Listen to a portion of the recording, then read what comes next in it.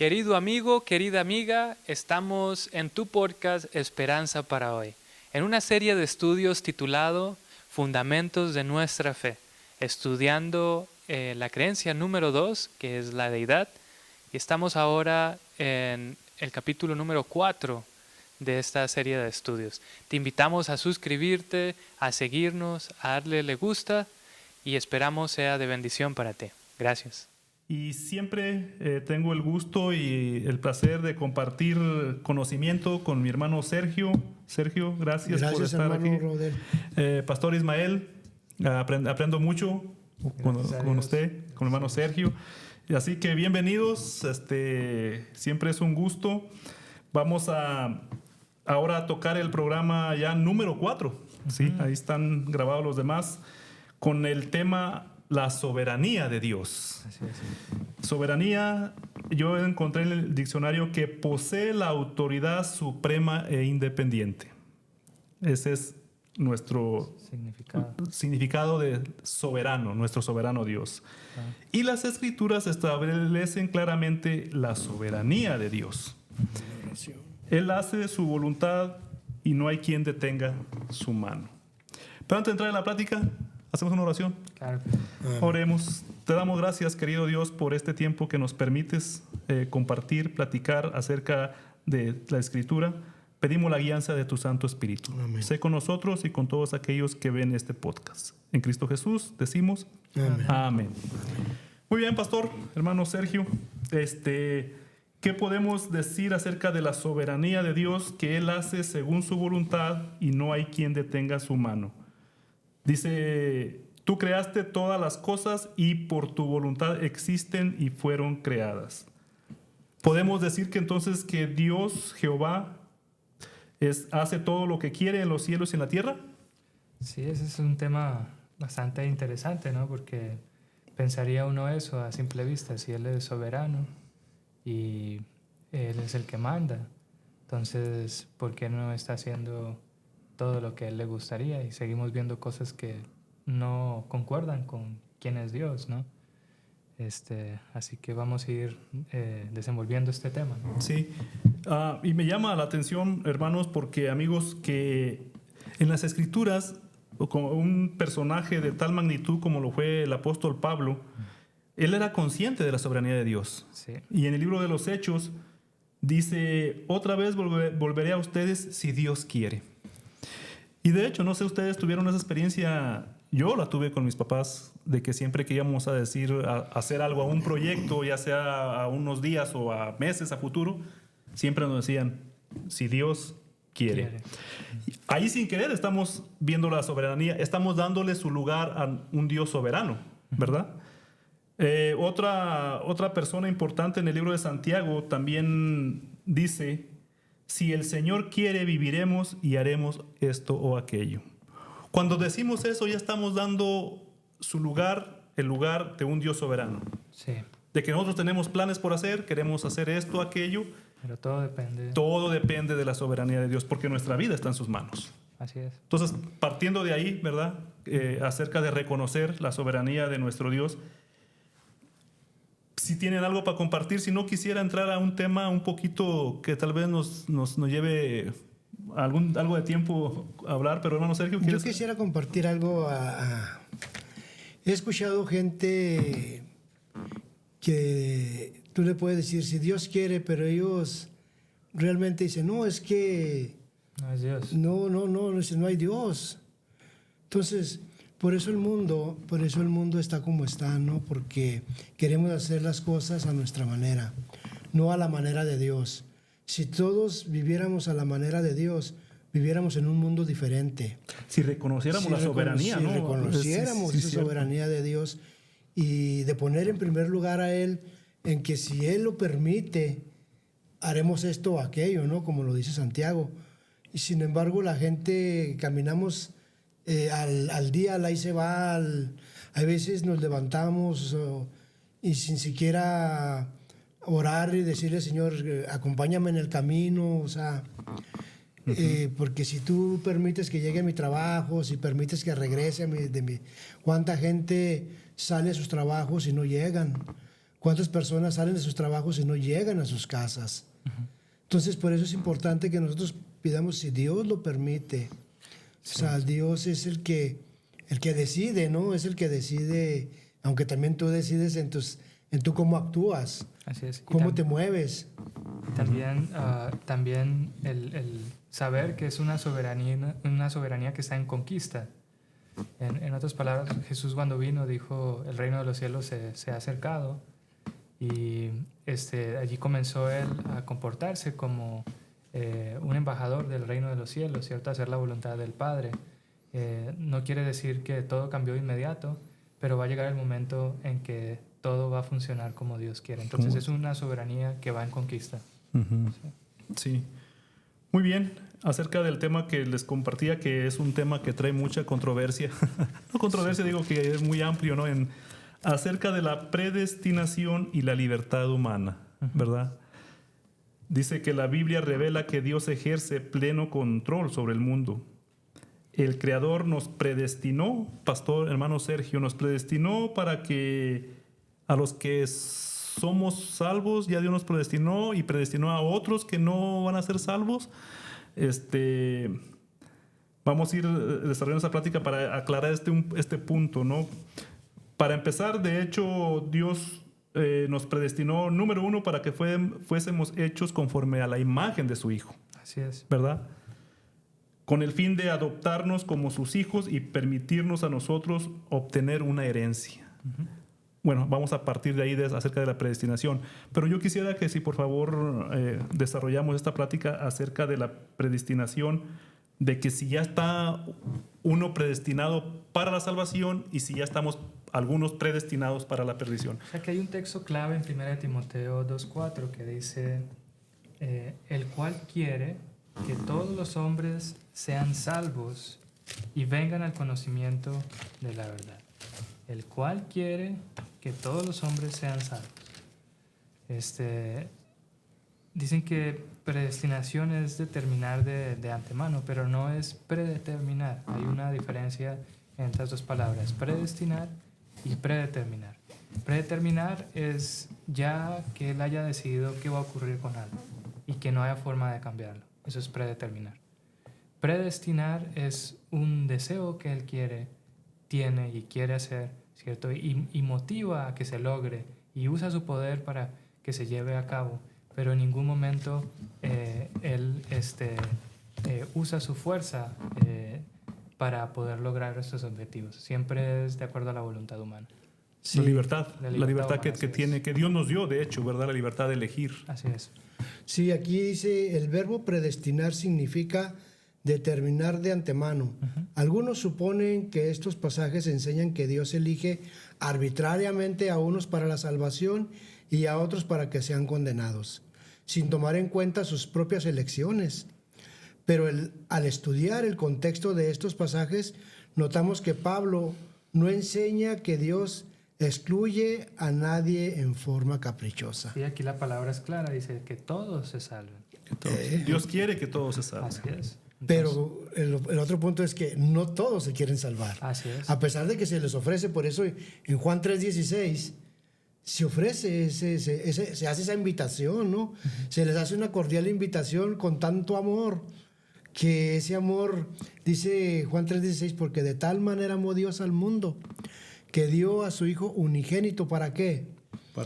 Para que todo aquel que en Él cree no se pierda, mas tenga vida eterna. Entonces, una invitación abierta, ¿no? Ahí está una invitación abierta a todo el mundo. O sea, Dios no excluye a nadie. Aquí la decisión es personal, ¿no?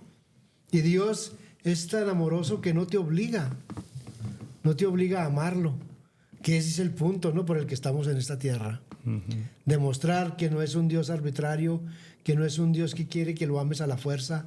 Él te da la libertad de elegir si le sigues o no le sigues. Pero también hay que entender que aunque Él da esta libertad, Él también está usando todos los recursos que Él puede para convencernos de que vayamos por el buen camino. Ese es el trabajo del Espíritu Santo, ¿no? Así es. Por eso muchos le rechazan. Y ahí es donde yo encuentro paz, ¿cierto? Porque puede ser que Dios ya lo sabe todo. Y las personas dicen, pues si ya lo sabe todo, Él ya sabe quién se va a perder, quién se va a salvar. Pues entonces, ¿cuál es mi mi consuelo. Y yo creo que el consuelo de Él es simplemente pensar que Él va a hacer todo lo posible, va a usar todos sus recursos para que podamos salvarnos. Uh-huh. Y uno de los puntos es de que el tiempo se está haciendo cada vez más corto. Y usted lleva el mensaje y habla, hermano, mire, Cristo está pronto a venir. Pero muchas personas, ¿cuáles son las palabras que dicen ellos? Desde que yo tengo uso de conciencia, de razón, se ha dicho que Cristo viene y no viene, pero ¿qué nos dice en la segunda carta de Pedro, capítulo 3, en el verso 9? El Señor no retarda su promesa, según algunos la tienen por tardanza, sino que es paciente para con nosotros, no queriendo que ninguno perezca, sino que todos procedan al arrepentimiento. Que ninguno. O sea, el propósito es que nadie. Entonces, ¿dónde está aquí la predestinación así como nosotros la entendemos? Como la gente lo quiere dar a entender. Predeterminación, ¿no? El Señor, Él nos ama demasiado y Él quiere que todos seamos salvos. Sí. Por eso es que Él tiene obreros alrededor del mundo, misioneros, llevando ese mensaje por amor. Por amor, que no quiere que nadie se pierda. ¿Y cuántos misioneros han quedado en el camino llevando esa gran invitación de amor para que el ser humano pueda tener esa vida eterna? Sí, al final más responsabilidad va a caer sobre nosotros los creyentes que sobre Dios mismo, porque algunas personas no se salvaron, porque Él nos pide ir a compartir con las personas el mensaje de salvación. Y de hecho, como usted mencionaba, hay misioneros que si no hubieran llegado a ciertos lugares, si no hubieran compartido sus mensajes, personas no se hubieran salvado. Uh-huh. ¿Sí? Entonces quiere decir que hay una participación allí humana en este proceso de la salvación de las personas también. Y vemos como el verso que leíste ahí de que Dios es paciente. Es paciente. Es paciente. Tan grande la paciencia de Dios que los impacientes somos nosotros, ¿no? Sí, quiero compartir esto de que dice que no existe evidencia alguna de que Dios haya decretado que algunas personas deben perderse. Así es. ¿Por qué? Porque un decreto así negaría el Calvario, el cual Jesús murió por todos. Totalmente. Sí, es lo que estamos comentando acerca de esos versos que leímos. O sea, no puede haber un decreto de que Dios, algunas personas, Él predestinó para que se perdieran, porque entonces negaríamos el Calvario, el cual Jesús murió por todos, ¿verdad? Como lo dijo Juan 3:16. El hecho de que la voluntad libre del hombre es factor determinante en su destino personal se hace evidente a partir del hecho de que Dios continuamente presenta los resultados de la obediencia y desobediencia. Así es. E insta al pecador a que escoja. Deuteronomio. Y esto es muy cierto. Si fuera cierto de que ya las personas estaban predeterminadas a perderse o a salvarse, entonces ¿por qué Dios envía personas, o por qué vemos a Jesús predicándole tanto a los que aceptan y no aceptan el mensaje finalmente, ¿no? ¿Por qué no mejor se dedica a predicarle solo a aquellos que van a aceptar el mensaje? Pero Él incluye a todo el mundo para esto, ¿no? No hacía acepción de personas. Jesús no hacía acepción de personas. Y iba justamente a aquellos que necesitaban al médico. Uh-huh. Él mismo lo decía, que los enfermos son los que tienen necesidad de médico, no los sanos, ¿no? Y siempre iba con gente que tenía una necesidad física, espiritual. Si nosotros vemos el versículo que usted mencionó ahorita de Deuteronomio capítulo 30, el verso 19, es para que veamos el amor de Dios hacia la humanidad. Dice: a los cielos y a la tierra llamo por testigos hoy contra vosotros, que os he puesto delante la vida y la muerte, la bendición y la maldición. Pero aquí viene: escoge pues la vida para que vivas tú y tu descendencia. O sea, ¿qué te ofrece el Señor? Siempre la bendición, la vida. Aunque Él te da la oportunidad de que tú escojas. Él no puede escoger por ti, pero simplemente te da ese consejo. Uh-huh. Escoge la vida. Entonces, ¿cómo podemos ver nosotros a través de toda la historia, desde el principio, cómo Dios va detrás de su creación, haciéndole esa invitación de amor, de salvación? Y el ser humano, como decimos, ¿no? Es que el mundo te ofrece cosas que te las pone de una manera atractiva para que las cosas de Dios las veas desatractivas, o sea, las veas de la forma contraria, ¿no? A que, pues es que las cosas de Dios son aburridas, cuando realmente lo único que has conocido es una sola vida. Pero cuando llegas al conocimiento de la vida, de entregarte a Jesús, te das cuenta que estabas equivocado viviendo en una vida sin esperanza, sin ilusiones, vacía, sin propósito. Sin embargo, cuando tú llegas al camino del Señor, empiezas a ver el propósito por el cual tú estás y por lo cual tú luchas. Muy cierto. Sí. Dios puede prever cada elección individual que se hará, pero su conocimiento anticipado no determina cuál será esa elección, ¿verdad? La predestinación bíblica consiste en el propósito efectivo de Dios, según el cual todos los que elijan creer en Cristo serán salvos. La salvación está abierta para todos, ¿verdad? Entonces, pero vamos a entrar, por ejemplo, conocemos una historia. ¿Qué significa cuando dice la Escritura que Dios amó a Jacob y aborreció a Esaú? ¿Sí? Y luego encontramos otra, y endureció el corazón de Faraón. Esto lo encontramos en Romanos 9, 13 al 17. El contexto de estos pasajes muestra que la preocupación de Pablo se concentra en el concepto de misión y no de salvación. Sí, tenían una misión ellos que cumplir, Jacob, Esaú, Faraón, que no tenían que ver con salvación. ¿Sí?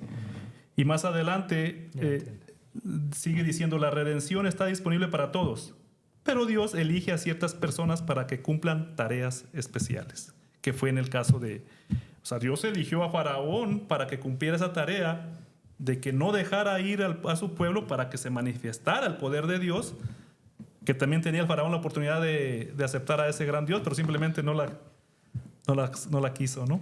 Sí, y que vemos, ¿no? Que el método utilizado por Dios fueron las plagas, y estas fueron gradualmente aumentando en intensidad, que ahí muestra la misericordia de Dios, ¿cierto?